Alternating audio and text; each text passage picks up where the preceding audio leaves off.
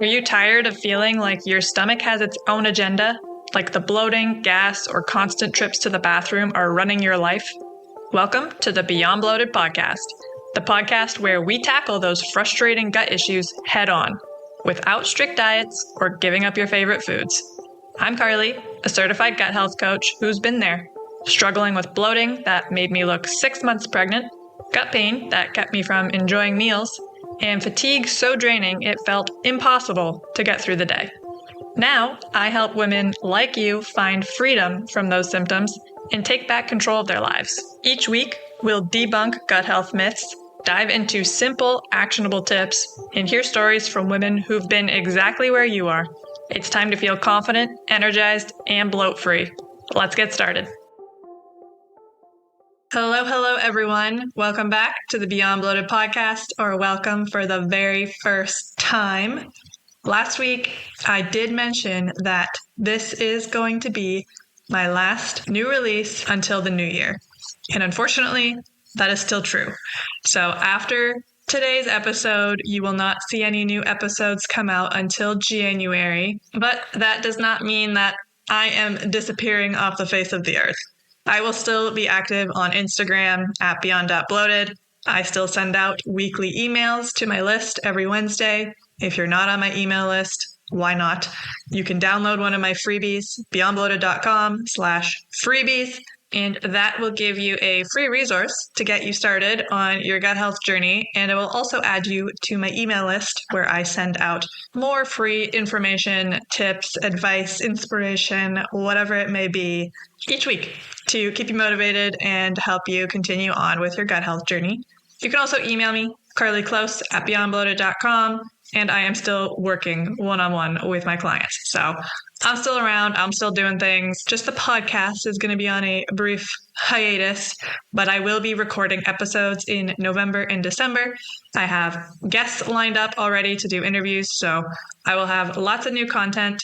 The next new episode will be released January 6th. Mark it in your calendar. I will be back. Now, for today's episode, I thought we end things off in 2025 with a fun one. I went traveling with my boyfriend, Liam, for about 2.5 weeks in Europe. We went to the UK, Greece, and Italy, and I binged myself on gluten and dairy for the first time in 7 years. So I want to give you the 411 on what that trip was like, what eating gluten and dairy for the first time in 7 years was like, how my gut was, how I ended up getting sick, and all the fun little details in between. It was both of our first time in Europe, so it was quite the culture shock. They drive on the other side of the road in the UK, which is weird. The buildings in Italy and the streets and everything just look so old, but not. Like you would think, oh, they're old, they're crumbly. No, they're very nice. They look like old new. It's a weird thing to describe. If you've been, I'm sure you get it. You can look at pictures. But to see it in person was quite crazy. And also the language barrier. I have never been somewhere where they did not speak English as a first language. So when we first landed in Naples, our first time in Italy, it was quite shocking to realize that it's hard to communicate here. And that's on us. Obviously, we were not as prepared. We don't know Italian. And we just kind of assumed it's a very touristy spot. Rome, Naples, Florence, they probably can understand English a little. Not really. So Naples was a bit of a struggle for us communication-wise, but everywhere we went was beautiful. The food was delicious. We had a great time. We had great weather. And since this is a podcast about gut health, digestion, I'm going to mostly focus on the food because I know that's what you want to hear. I want to start by stressing that when I say I have been gluten and dairy free for 7 years, I mean very strictly gluten and dairy free. I was not one of those people who was like, yeah, I'm mostly gluten free, but I'll cheat here and there. I had not touched gluten on purpose for 7 years. Not one time. I recently, before this trip, started having a little bit of dairy, as in I would have ghee, or if I'd go out and there was butter in something, I would have it. but I was not eating cheese or milk or cream or sour cream or cream cheese. None of the dairy products like that, just little teensy bits of dairy, but zero gluten. If you're new here or you're not super familiar with my backstory, I went gluten and dairy free all those years ago because I developed my own chronic gut issues. I was having stabbing gut pains, diarrhea, bloating, all of the classic IBS symptoms every time I ate. And by removing gluten and dairy, I felt a little better. And it was clear that those foods were triggering me at the time. So I cut them out, hadn't touched them since. So this was a big deal for me to add those things back into my diet. And I was definitely nervous, but I was not going to let this opportunity pass me by. So I did do a little preparation before we left for Europe. If you follow me on Instagram, you might have seen that before we left, I did a little 3-part series where I did test Italian wheat before we left. So I went to Seattle with my sister-in-law in the summer, went to a concert, and we went to the Seattle food market, and they had imported organic Italian pasta. The only ingredient was organic durum wheat semolina directly from Italy. Like the packaging was in Italian. So my sister-in-law convinced me to buy it, take it home, and try it before we left to see how my gut would react. I kept it in my cupboard for over 2 months, I believe. And then about 3 weeks before we left for Europe, I was like, okay, I should probably try this before we go, just so I can have a little peace of mind, or at least know if I react negatively to this, not to expect to be able to eat things in Italy. So I made myself some pasta, added protein, did my digestive things. It's all on my Instagram if you want the full story, but nothing happened. And then I did the same thing the next day, and nothing happened again. So I was feeling pretty good that I might be able to get away with eating some pasta in Italy. And that gave me the confidence to try it while we were there. We went to London in the UK first, and their food quality is similar to ours in North America. They don't use ancient grains or have the same standards as Greece and Italy when it comes to food production. So I stayed gluten and dairy free when we were in London, didn't test the waters there. We were only there for 3 nights. And then we flew to Athens in Greece, and that is where I started trialing things. Our first morning in Athens, we went to brunch, my favorite meal of the day, and I ordered English muffins with eggs on them and some other stuff. And I was very skeptical. I was like analyzing the English muffins, trying to decide if they looked different than the ones here in Canada. I didn't eat all of it. I left, I think, 1 English muffin because I was like, okay, I'll have some, but I'm not going to full send it our first morning. If it doesn't go well, I don't want to ruin the rest of the day. So I did that and nothing happened. I was okay. I was still a little nervous, but my gut was fine. Then later that same day, we went for lunch and I got some traditional Greek food. I got Greek souvlaki chicken, and it came with a pita. And I really didn't eat much of the pita at all. I had all of the chicken, I had the salad, but because I had gluten for breakfast and I was still pretty nervous, I had maybe a quarter of the pita, probably not even. And I was like, okay, that's enough. I had some, but I don't want to full send it yet. Still nervous.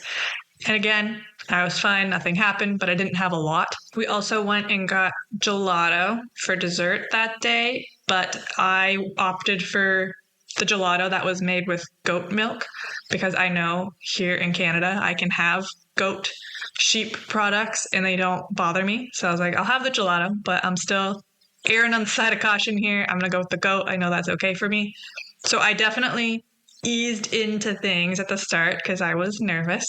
You don't eat something for 7 years.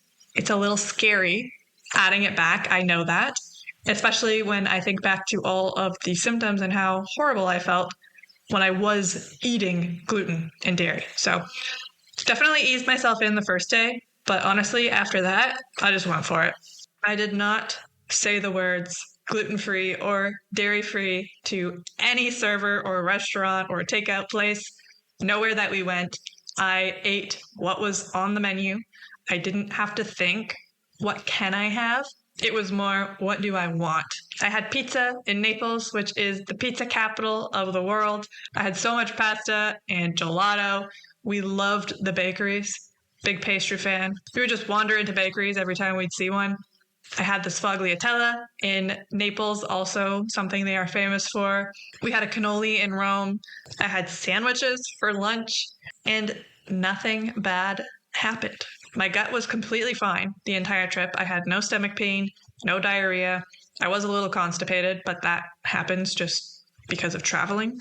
My boyfriend, who is literally never constipated, was constipated. So that is more related to the time change, all the airplanes, not being as hydrated as we normally would be at home. Yes, different foods. And honestly, my biggest complaint was that it was very difficult to find vegetables. Everywhere we went, it was pizza, pasta, sandwiches, dessert.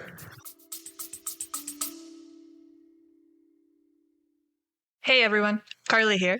If you are tired of feeling bloated and uncomfortable, which I know you are, I have something that can really help. My free ultimate guide to bloat busting. I've been there myself, and I know how frustrating it is to try super restrictive diets and expensive supplements without getting results. If those methods were going to work, they would have worked by now. That's why I created this guide to offer you a different approach. In the Ultimate Guide to Bloat Busting, you'll learn techniques to listen to your body and eat with intention, avoiding overeating and choosing foods that truly benefit you, tips for proper hydration to support digestion and reduce bloating, a guide to delicious foods that promote a healthy gut and how to easily incorporate them into your meals, and effective methods to manage stress, which plays a huge role in gut health. These simple, practical strategies can make a big difference in your daily life, helping you feel lighter, more energized, and comfortable in your own skin. Ready to ditch the bloat without strict diets or costly supplements? Download your free copy today at beyondbloated.com/ultimate-guide and start your journey to a bloat-free life. Now, let's get back to it. It was very hard to find roasted veggies, and if they did have a salad, it was basically tomatoes with some lettuce. I don't even like tomatoes. I ate a lot of tomatoes because I was desperate for some vegetables. Yeah, I know tomatoes are a fruit, but you get the vibe. And there were a couple times I was on a mission trying to find somewhere that would give me vegetables or something that was not bread. And as someone who has not eaten gluten and dairy for 7 years, you would think I would relish in this moment. And I would eat as much bread and dairy as humanly possible on this trip because who knows if I'll ever be able to eat it again in Canada. And I did start out that way. And then I hit a point where I was like, okay, I've had enough pizza and pasta. I want vegetables. I found a poke bowl restaurant, which I made a delicious bowl with veggies and protein and rice, and it was great. But it was quite shocking to me to realize that they literally eat bread every meal for everything, and that is your option. So although the food quality is better in Italy and Greece, I found that they eat way less vegetables. It's harder to eat vegetables there than it is here. And also, protein isn't as high of a priority. A lot of the pizza and pasta dishes were just the pizza or the pasta with sauce and cheese. I would seek out the options with meat. I would get lasagna or the spaghetti with the meat sauce. But even then, like the meat sauce was very light. It was a little sprinkling of meat in the sauce. So I definitely overloaded on carbs during this trip, but it was a YOLO moment. I was in Europe. I could eat the gluten and dairy. It was very freeing being able to choose whatever I wanted off the menu and not have to worry. The food was delicious, but I was conscious of trying to get protein in my diet and trying to find vegetables when I could. And even with all of that, all of the gluten and dairy, all of the carbs, all of the overindulgence on gelato and baked goods, we walked over 250,000 steps total for the entire trip. And so when I came home and weighed myself just for fun, I had lost 3 pounds, which was and wasn't shocking. I mean, I struggle to put on weight I always have. But I was my heaviest when I was eating gluten and dairy. So I wasn't sure if I was going to gain weight eating that again. I also had wine. We did a wine tour. I had a wall wine in Florence. They have like little doors in the wall where you can ring a bell and a guy will shove a wine through the wall at you. We met up with some friends in Florence that were just so happened to be traveling there at the same time as us. And we, shared some wine together. So I was drinking more than I normally do. I rarely drink at home, indulging in the sweets, the gluten, and the dairy, but I was walking a ton. And ultimately, I lost 3 pounds. So I thought that was interesting. Now, the question I've been asking myself or been curious about since we've been back is, would I be able to eat gluten and dairy here? Because I never really tested it. I tested it in Italy and Greece because their quality of food is better. The gluten there is easier to digest.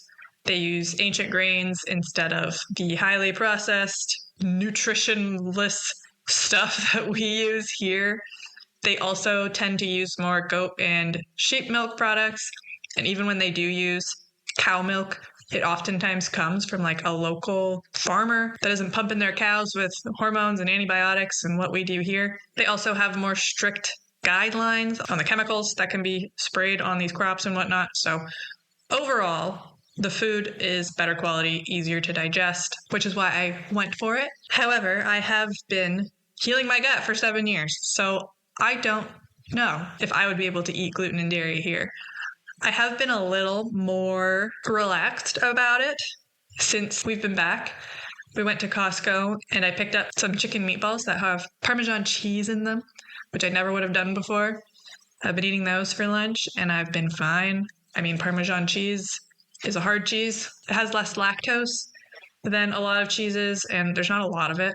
So it could be a quantity thing. It could be that I'm fine. But I'm telling you, when I was in Europe, I was full sending it. I was eating gluten and dairy every single day and a lot of it.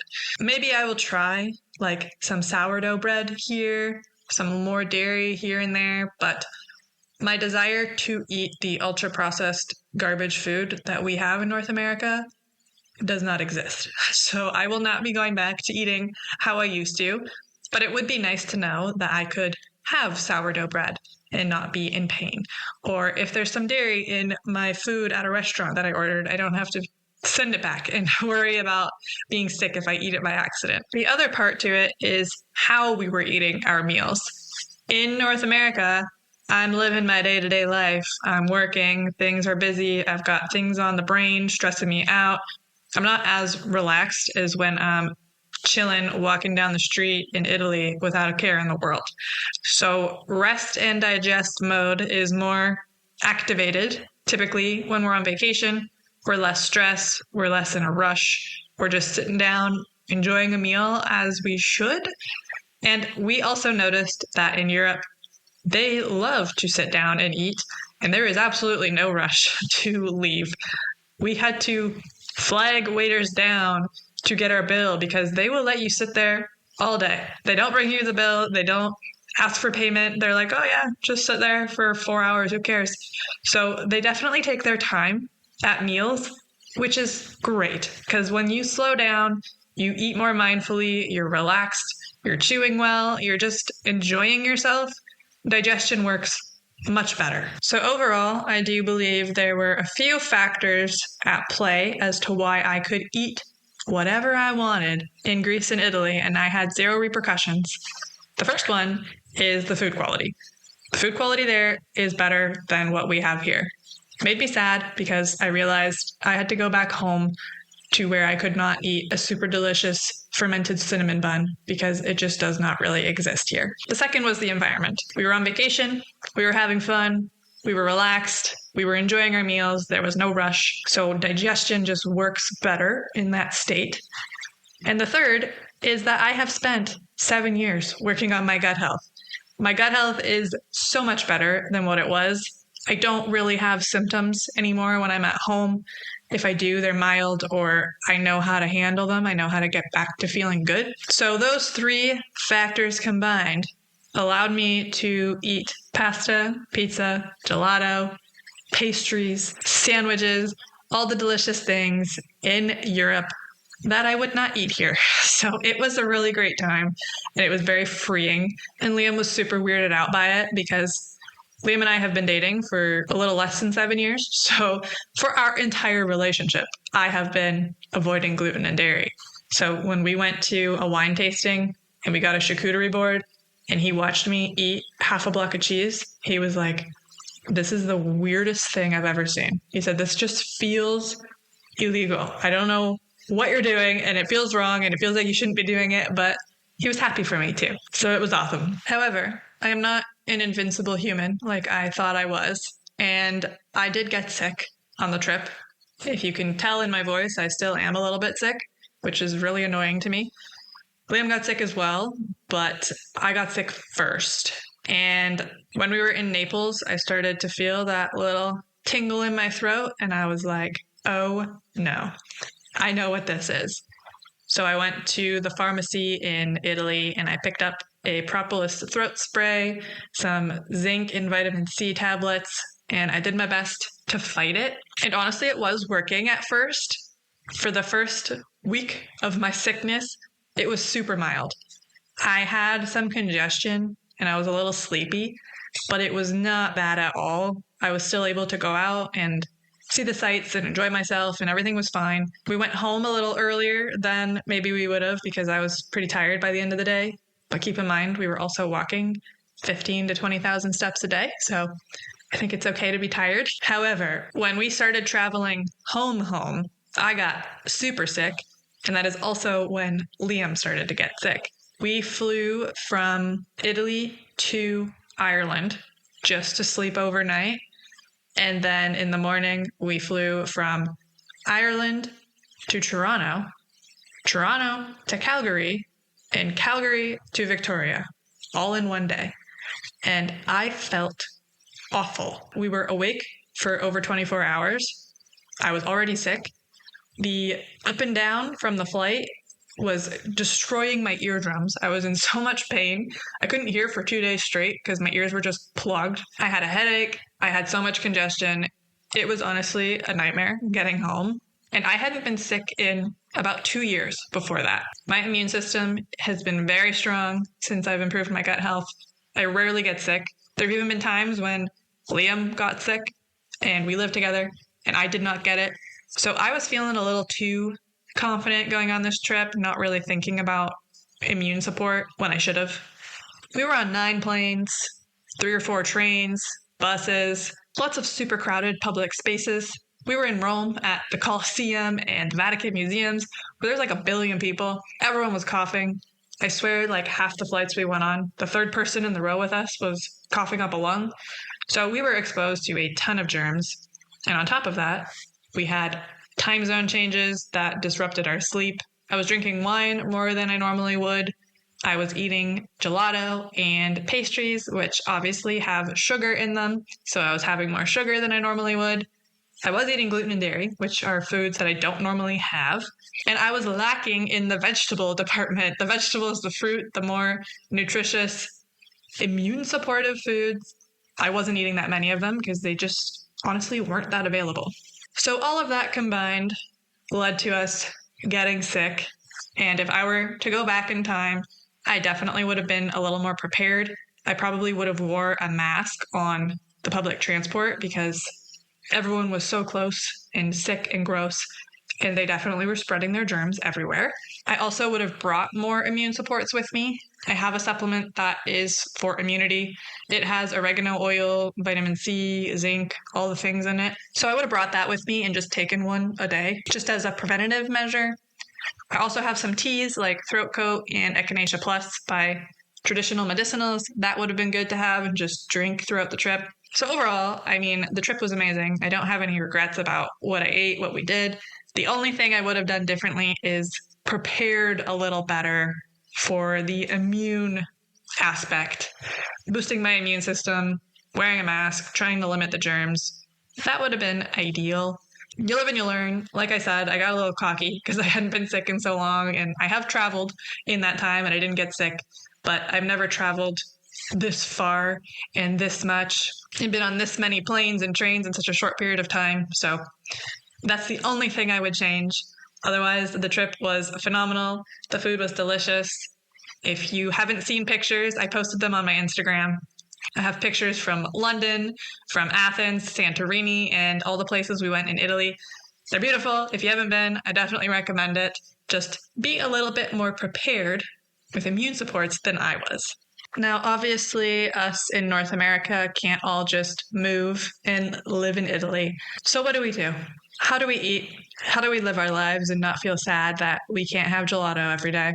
Well, what I would take away from this trip is to opt for the best quality food that you can find when it is gluten and dairy. So don't get the ultra processed white loaf of bread sitting on the shelf. Even if you can tolerate gluten, that's not a good option. It's just zero nutrients. It doesn't even taste good.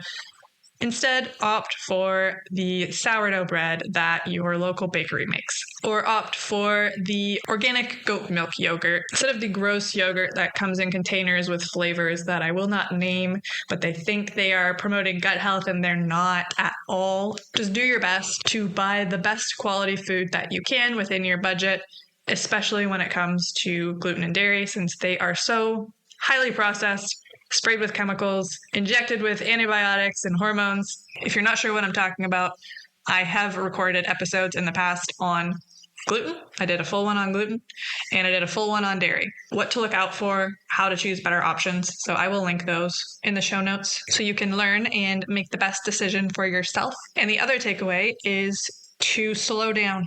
Schedule time for lunch and take that lunch every day. Don't work through it. Don't rush. Chew your food. When you are super rushed and you're in fight or flight, that is going to prevent you from being able to digest anything. So we need to be more like the Europeans in that sense, where we actually just sit down for a meal. We don't multitask. We have a good time. We chew our food and there's no rush, because that will absolutely help you digest whatever it is that you're eating. If you have any questions about my trip or you want to talk about it more, I'm happy to do so.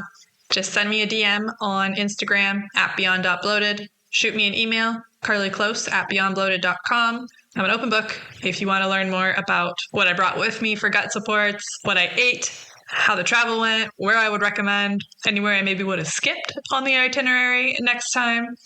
Just send me a message and I would be happy to chat with you about it. Sadly, this is the last you'll be hearing from me until January, but the good news is that I will be back in January with lots of new content. I also have some exciting things in the works, new ways you can work with me. I have some in-person events that I am going to in the new year, so I will be updating you on all of that when we return on January 6th. I'll talk to you then. Did you learn something new and useful today? If the answer is a big, resounding hell yeah, do me a favor. Subscribe to this podcast. Even better, toss a rating in there too. It helps more bloated babes discover this show and lets me keep bringing you this free, gut-loving content every single week. And hey, don't be greedy. Share this episode with your bestie who's always unbuttoning her pants after dinner. She will love you even more for it. Thanks for hanging out with me and showing your gut some love. Keep on putting what you learn into practice and you will be bloat-free in no time. Catch you in the next one. Bye.